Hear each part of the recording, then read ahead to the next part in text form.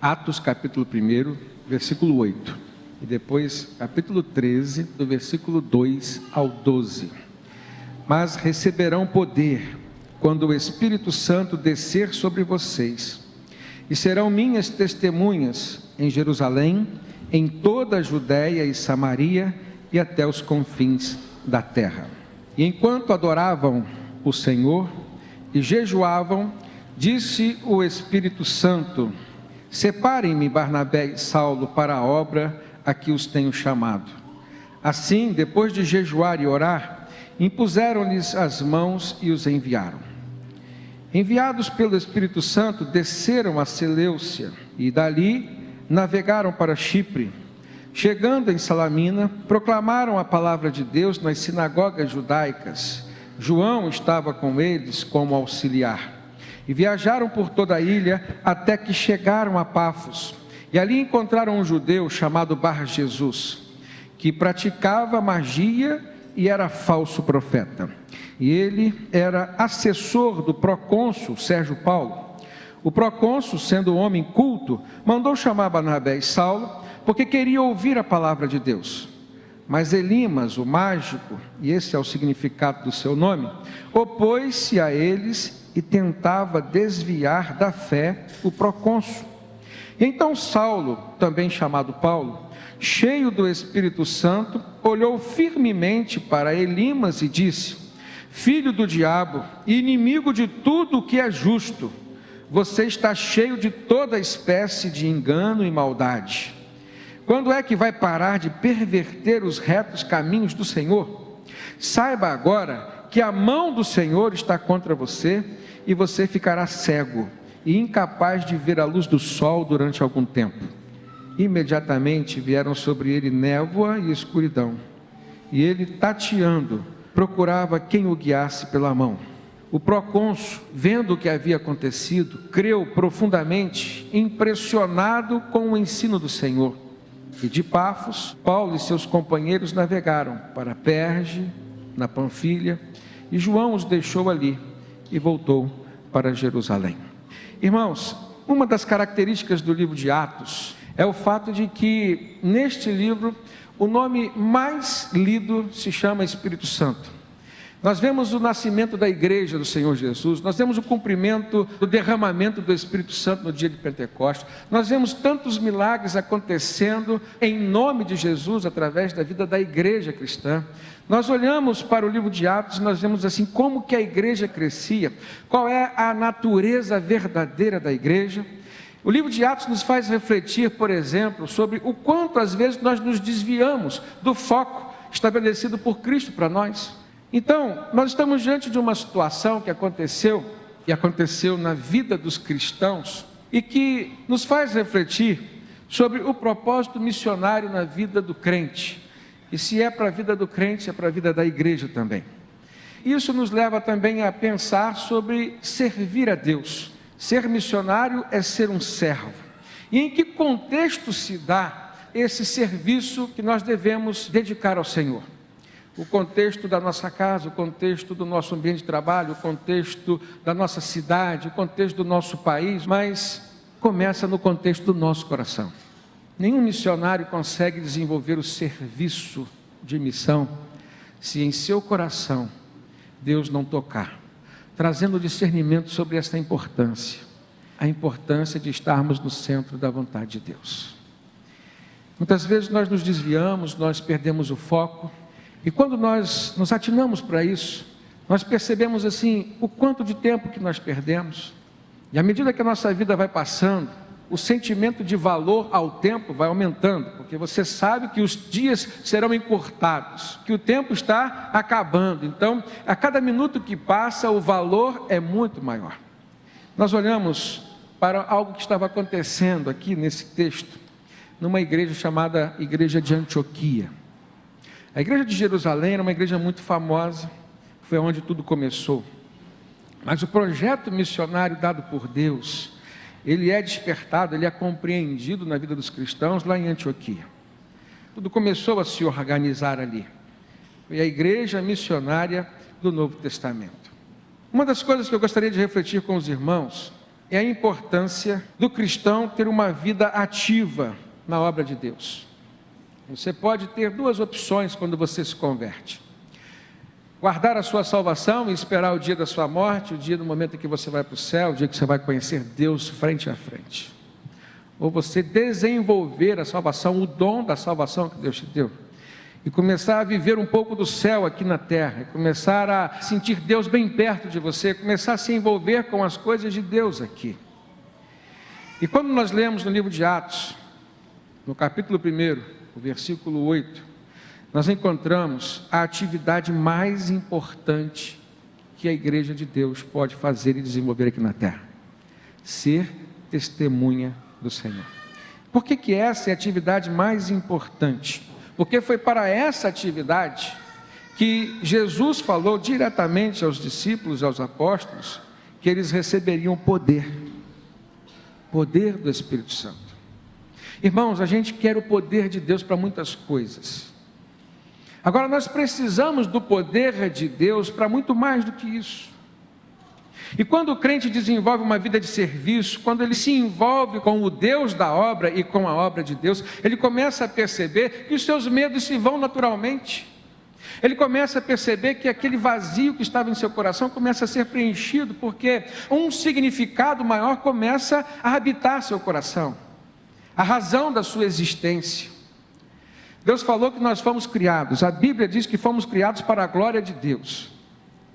E enquanto o ser humano não se encontrar glorificando ao Senhor com a sua vida, ele não vai encontrar o significado para a sua vida. Vai haver um vazio existencial no seu coração. E isso é um grande problema, porque ninguém consegue se conformar com vazios existenciais. Então a gente começa naturalmente a buscar o preenchimento desses vazios, e começa essa elucubração de vidas, pessoas que não conseguem se saciar com nada. Consumismo, o materialismo, no fundo, o que ela quer preencher é um vazio existencial que está no seu coração, porque a sua vida não está no lugar que ela deveria estar. Jesus falou: vocês receberão poder quando o Espírito Santo descer sobre vocês. E o que você tem feito com o Espírito Santo em você? Esse poder do Espírito Santo em nós é para testemunharmos de Cristo através da nossa vida. Testemunhar. O texto nos mostra mais. Quando nós vamos para o capítulo 13, os irmãos vão perceber que Lucas, que foi o autor do livro de Atos, ele fala sobre o verdadeiro testemunho que Cristo faz na vida das pessoas.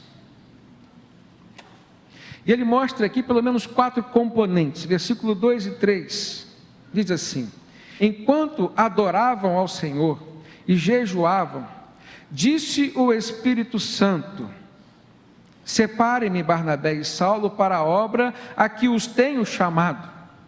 Versículo 3: assim, depois de jejuar e orar, impuseram-lhes as mãos e os enviaram. Aqui nós encontramos pelo menos 4 componentes. O que eles estavam fazendo? Adorando ao Senhor. Adorar é servir. Muita gente pensa que adorar é estar cantando com as mãos levantadas, com os olhos fechados e com o coração contrito diante do Senhor. Isso é também adoração, mas adoração é sobretudo servir ao Senhor. Eles estavam adorando ao Senhor. Eles jejuavam, e aqui é interessante que a palavra jejum é citada 2 vezes. Quando eu li esse texto, irmãos, me chamou muita atenção o fato, porque Lucas registrou que o Espírito Santo disse. Esse é um ponto crucial na vida do crente. Conseguir ouvir e discernir a voz do Espírito Santo. Existem momentos em que você está mais conectado a Deus, existem momentos que você está menos. Assim como existem momentos que você está mais conectado com a sua família, existem momentos que você está menos conectado com ela. Ou seja, há momentos na vida do ser humano que o seu coração se envolve com algumas coisas, algumas mais e outras menos. Mas o que não pode faltar na vida do crente, de qualquer pessoa, é o envolvimento com aquele que é a fonte de toda a sua inspiração, de toda a sua energia, de toda a sua vida. que é Deus. O sentimento de missão é fundamental na vida do crente. Se envolver com a obra de Deus, mas estar envolvido com o Deus da obra é essencial. E aí eu te pergunto, você tem ouvido a voz do Espírito Santo? A gente ouve tantas vozes, irmãos, mas a gente precisa do silêncio da nossa alma para ouvir a única voz que nos sustenta em vida, que é a voz do Espírito Santo. Quantas decisões erradas foram tomadas e são ainda tomadas, porque ouvimos as vozes erradas. 4 coisas que precisam compor o verdadeiro testemunho do cristão: adoração e serviço, o jejum, o ouvir a voz do Espírito Santo. No versículo 3, ele diz assim: depois de jejuar e orar. Então ele cita mais uma vez o jejum e agora a oração. Diz que eles impuseram as mãos e enviaram aqueles a quem o Espírito Santo tinha requerido, que era Paulo e Barnabé. O impor as mãos e enviar é o que a igreja cristã hoje precisa compreender como sendo a atitude missionária. É aquilo que em Antioquia foi feito. O que significa a palavra missão? Preste atenção nessa definição que eu vou trazer para os irmãos. Missão é a função ou poder que se confere a alguém para executar alguma coisa, um encargo, uma incumbência, uma obrigação. Isso é missão. Você tem uma missão dentro da sua casa. Você tem a missão de ser um bom esposo, você tem uma missão de ser uma boa esposa, você tem uma missão de ser um bom pai, você tem uma missão de ser um bom profissional, você tem a missão de ser um bom cristão. E você só vai desempenhar bem o seu papel missionário se você for uma boa testemunha de Cristo. Então, se missão é você receber essa incumbência, esse encargo, ser testemunha é você ser aquela pessoa que vai ser chamada para falar de algo que você viu ou que você ouviu. Isso é testemunha. E aí eu te pergunto, como que você vai testemunhar de Cristo se você não tem ouvido a voz do Espírito Santo e se você não tem tido contato com Ele? Qual foi a última coisa da qual hoje você poderia ser testemunha de Cristo na sua vida? Essa pergunta é chave. Algumas pessoas poderão se lembrar de algo que aconteceu hoje de manhã. Outras vão começar a buscar aí no seu HD e vão ver lá 1 mês, 2 meses. Por quê? Porque o relacionamento com Deus, com Jesus e com o Espírito Santo está fraco. Ah, mas eu não tenho uma resposta de Deus. Por que você não tem uma resposta de Deus? Porque você também não tem orado ao Senhor. Por isso que um dos componentes para um verdadeiro testemunho também é a oração. Ah, mas algumas coisas eu tenho orado, não tem acontecido. Aí eu te pergunto, você tem jejuado? Porque o jejum também faz parte dos componentes de um verdadeiro testemunho cristão. Jesus falou certa vez para os seus discípulos que eles não conseguiam expulsar uma casta demoníaca de uma pessoa, porque ele falou, essa casta é só com jejum e oração. Ou seja, só para quem está conectado de uma forma muito mais firme com o Senhor. E o jejum nos permite isso. É quando você se abstém de algo que é físico e material, em troca de algo espiritual. E o mecanismo que o seu organismo tem de ativar a sua mente, para te fazer sentir fome, te incomodar durante as atividades do seu dia, vai ser utilizado espiritualmente, ou seja, no plano espiritual, para te fazer lembrar do propósito de Deus, segundo o qual você tem procurado estar em vínculo. E eu já ouvi testemunhos, muitos, de pessoas que conquistaram grandes vitórias em diversas áreas da sua vida, porque oraram e jejuaram. Eu digo para os irmãos, baseado na palavra, se as tuas orações não estão sendo suficientes, jejue e ore. Continue orando, mas jejue também.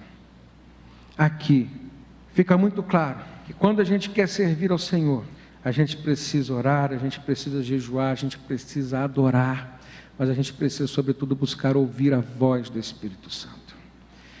Então, aonde que Jesus nos mandou praticar missões? No primeiro texto que nós lemos, ele diz: vocês vão receber do alto o poder do Espírito Santo e vocês me serão testemunhas, tanto em Jerusalém, como em Judeia, Samaria e até os confins da terra. Jerusalém era a cidade, era o núcleo, foi onde tudo nasceu. A Judeia era a região onde Jerusalém ficava.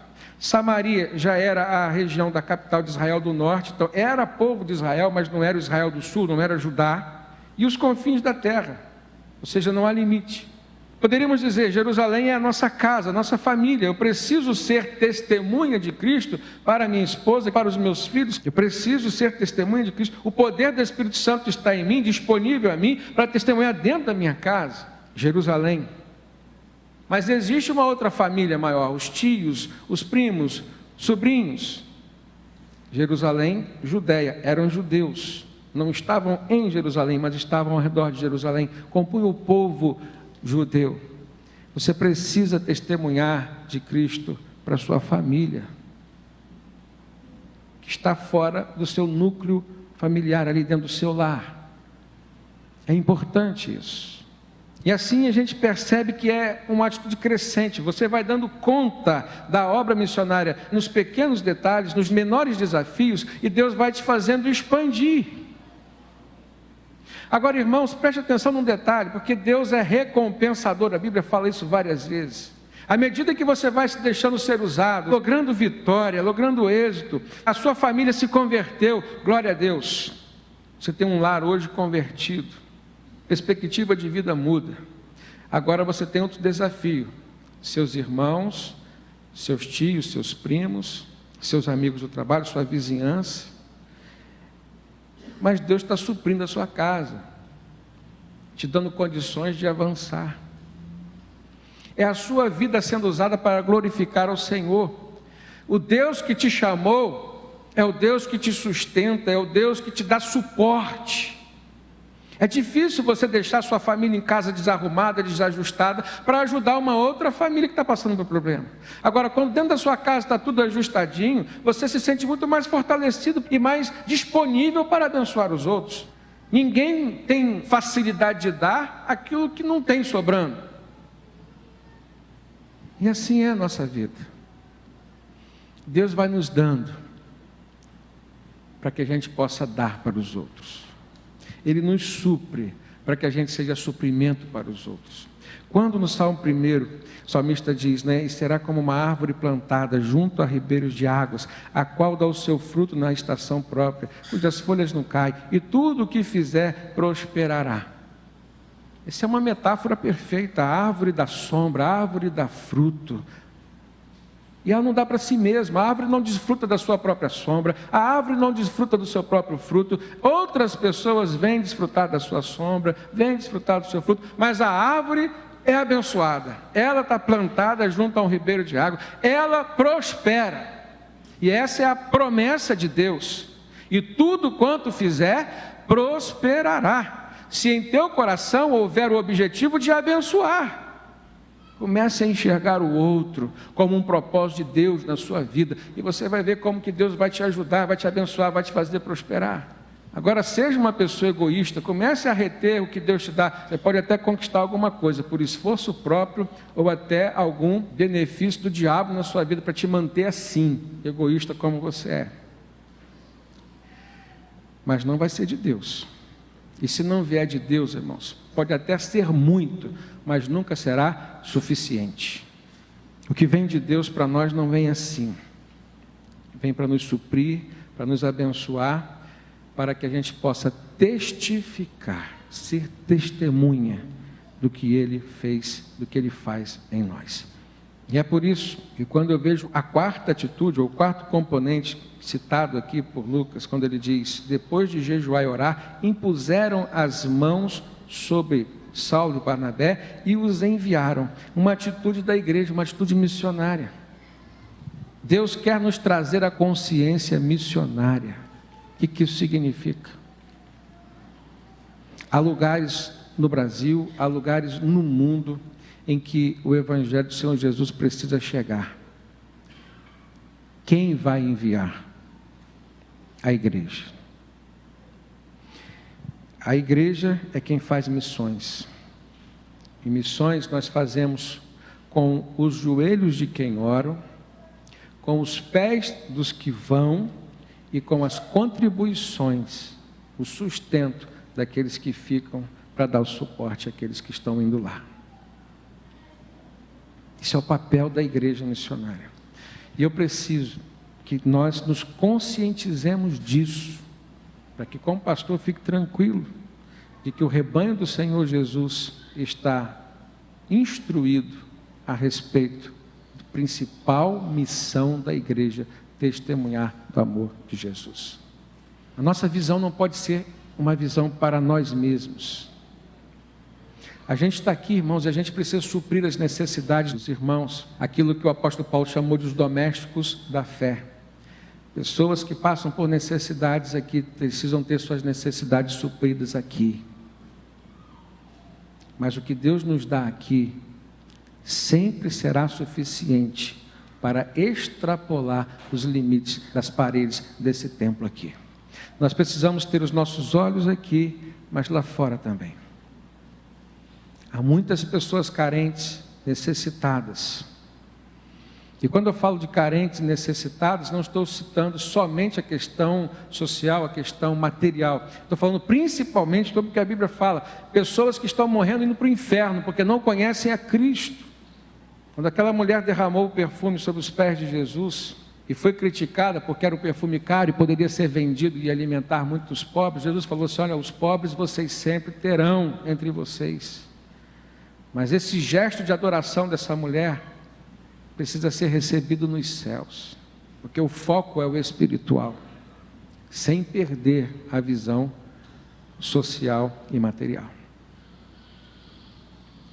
Você tem agido assim?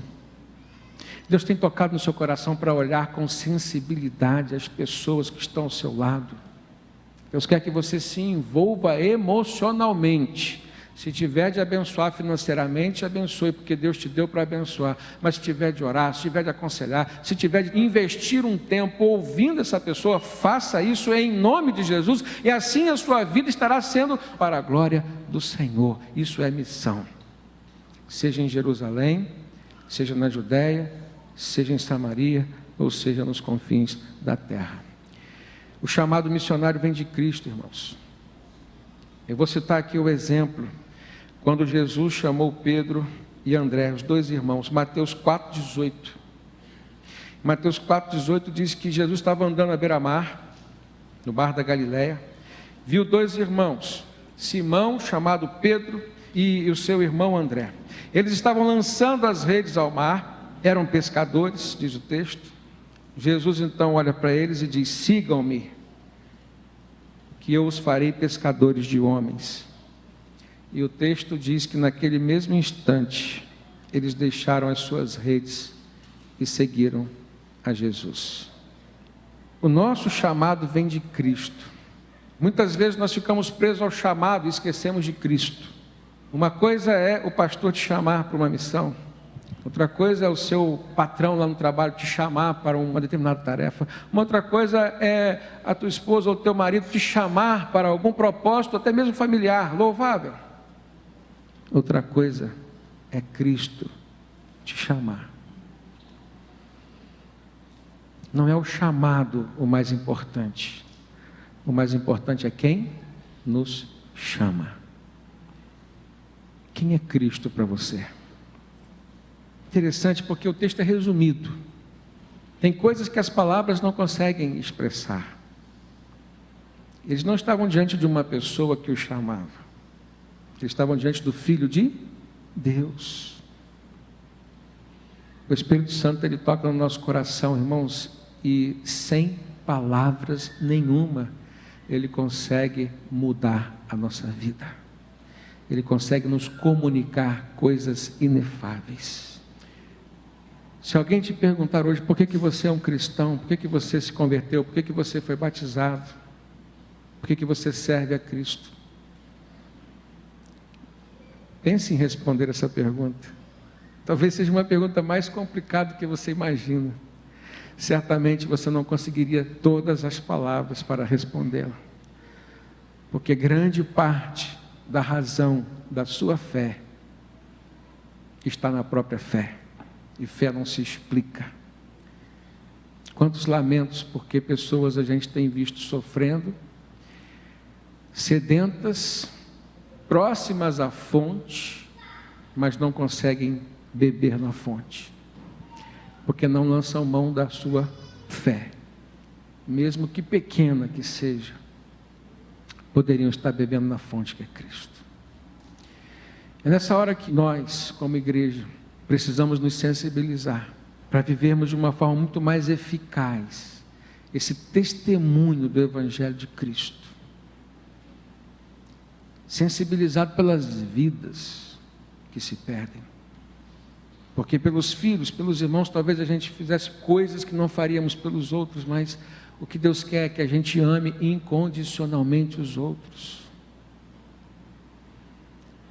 E Deus nos chama hoje aqui para uma reflexão transformadora. Deus quer que você saia com sensibilidade em relação à voz que te chamou, a voz que te chama, sensibilidade em relação às pessoas que precisam de você, do seu testemunho, da sua oração, da sua palavra, do seu conselho, do seu envolvimento, da sua doação. Isso é ser cristão, irmãos. Ser cristão não é um conceito, é uma atitude, é um estilo de vida. Por isso que Jesus disse: vinde a mim. É preciso caminhar com Ele, é preciso entrar nos sonhos dEle, nos propósitos dEle, se envolver com as coisas dEle. Agora me responde, o quanto você tem se envolvido com as coisas de Deus? No texto de Lucas capítulo 10, a gente aprende que não existe limitação na obra de Cristo. Fala assim: depois disso o Senhor Jesus designou outros 72 e os enviou 2 a 2 adiante dele. Um segundo exemplo de chamado missionário de Cristo aqui na Bíblia. Primeiro eu citei o exemplo em que ele chamou Pedro e André. Segundo, ele chama 72 pessoas. Aqui há uma coisa interessante, porque os 12 discípulos, a Bíblia fala os nomes. Esses 72, a Bíblia cita de uma forma genérica. Não importa, irmãos, se o nosso nome está sendo citado ou não. Preste atenção nesse detalhe. Tem gente que só faz alguma coisa se houver o reconhecimento. Para Cristo, irmãos, nós não temos o direito de cobrar reconhecimento. Não há direitos autorais para crente, porque o autor é o Espírito Santo, não somos nós. É Ele quem nos dá. Aquilo que Deus tem te dado, embora esteja em seu poder, não é teu. O que é a vida? A vida é um sopro, irmãos. Hoje estamos aqui, amanhã não estamos mais. E a graça de se viver é viver para Cristo, é viver com Cristo. Paulo diz: se vivemos para o Senhor, vivemos.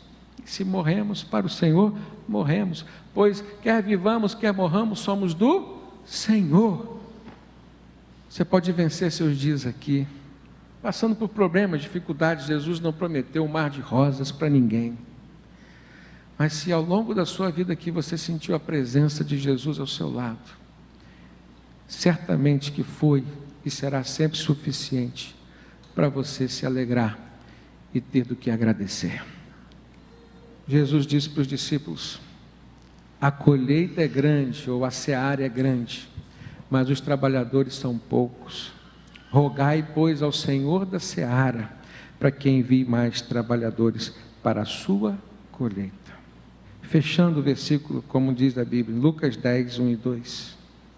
Depois que o Senhor designou outros 72 e os enviou 2 a 2 adiante dele, a todas as cidades e lugares para onde ele estava prestes a ir, ele lhes disse: a colheita é grande, mas os trabalhadores são poucos. Portanto, peçam ao Senhor da colheita, Deus, que lhes mande trabalhadores para a sua colheita, ou seja, a colheita de Deus. Porque dele, e por ele, e para ele são todas as coisas. Glória, pois, a ele eternamente. Amém. Nossa vida, o que somos, o que temos, é para a glória de Deus. E que assim seja sempre. Que Deus nos abençoe.